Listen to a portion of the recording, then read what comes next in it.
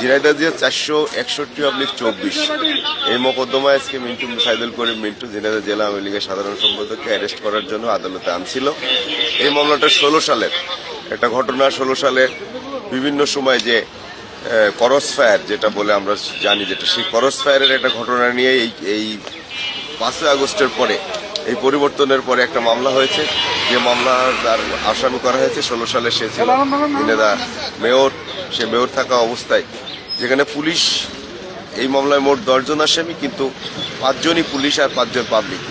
Police যখন করস ফায়ারের ঘটনা ঘটে তখন সেখানে সাধারণ পাবলিকের জানার কোনো ব্যাপার থাকে না, কারণ পুলিশের সাথে যখন একটা মানুষ করস ফায়ার হয় তখন হয়তো উভয় গ্রুপের মধ্যে সংঘর্ষের কারণে হতে পারে বা যে কোনো তার কোনো কারণে হতে পারে। সেখানে সাধারণ পাবলিক বা আওয়ামী লীগের নেতৃবৃন্দকে সম্পৃক্ত করে যে মামলা করা হয়েছে এটা আদৌ ঠিক না। এই মামলাটাকে আজ অ্যারেস্ট করা হলো। আমরা তার জামিন ধরেছিলাম, যে কিন্তু জামিনটা নামঞ্জুর হয়েছে। আমরা উচ্চ আদালতে